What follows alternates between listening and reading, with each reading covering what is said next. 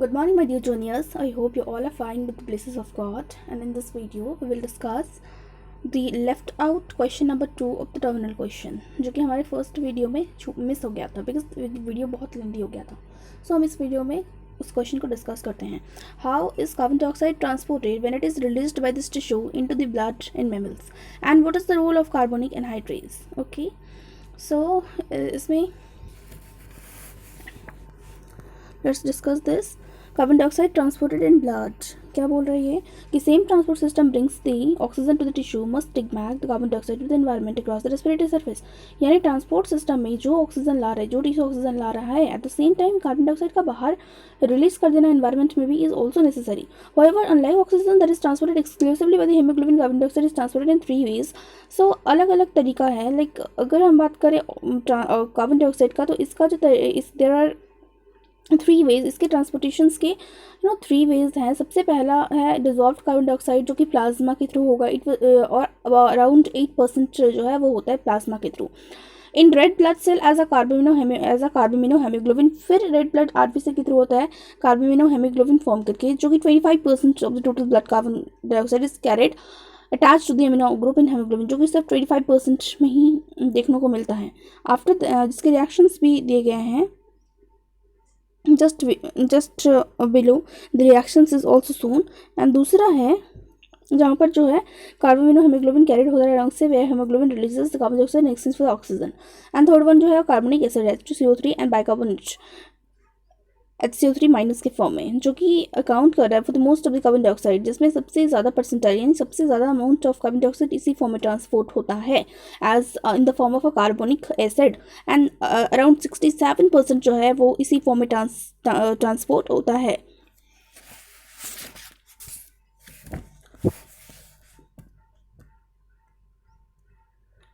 Carbon dioxide is generated in the tissue and diffuses freely into the venous plasma and then into the RBC.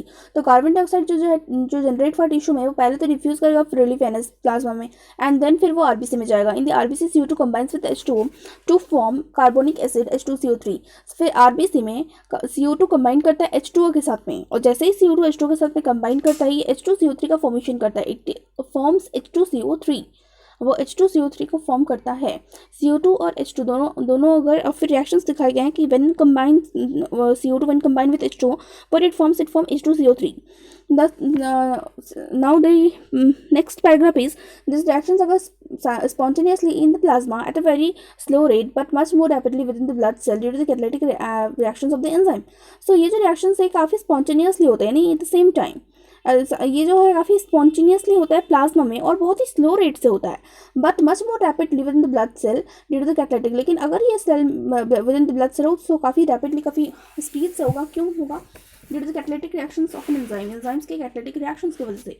Carbonic anhydrase formation of carbonic anhydrase जो है उसको favour कौन करता है? तो उसको favour करता है high PCO2 capillaries of the tissues में. जो हाई PCO2 का लेवल है वो उसको मतलब प्रेफर करता है, उसको सपोर्ट करता है. And then carbonic acid dissociate rapidly in the red blood cell into hydrogen and bicarbonate. तो जिस तरह से फॉर्म हुआ था उसी तरह से उसकी रिवर्स रिएक्शंस के थ्रू वो डिसोसिएट हो जाता है एंड डिसोसिएट भी वो हो जाता है HCO3 into H+ and HCO3 minus. The H+ hydrogen ion released as a buffer by combining with the hemoglobin. अब H+ hydrogen ion जो है हेमोग्लोबिन के साथ कंबाइन करेगा and HCO3 minus move out of the cell, combine कर जाएगा और HCO3 minus जो है सेल से बाहर मूव कर जाएगा. Thus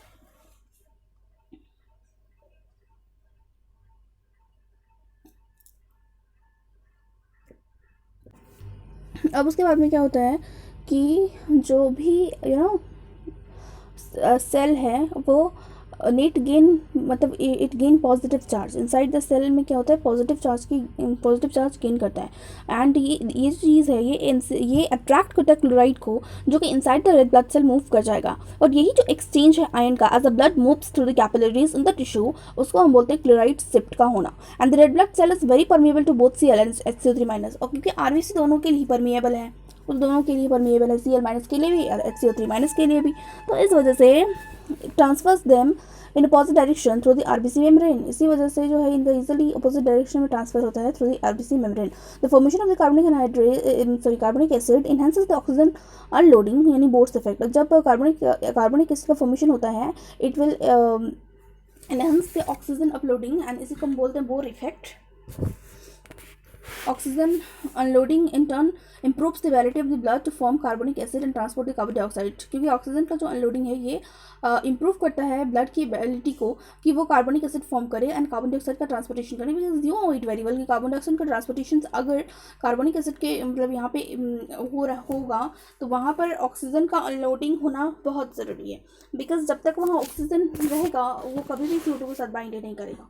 ऑक्सीजन की पार्शियल प्रेशर वहाँ पर घटेगी तभी वो ऑक्सीजन के साथ में डिसोसिएशन करके और CO2 के साथ में कंबाइन करेगा।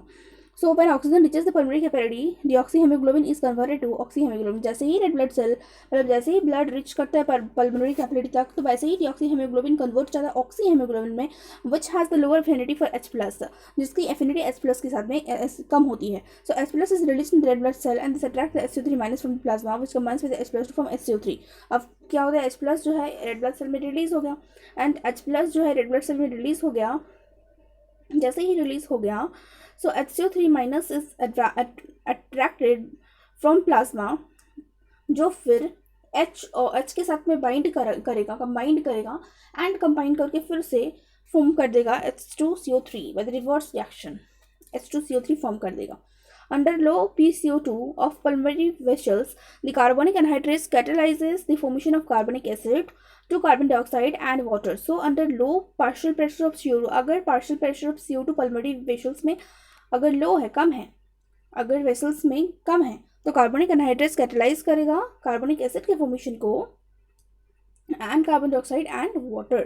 The reaction is also shown here. H+ combined with HCO3 and it form H2CO3. And the next reactions H2CO3 in the presence of carbonic anhydrase, low partial pressure of CO2, it will give H2 and CO2.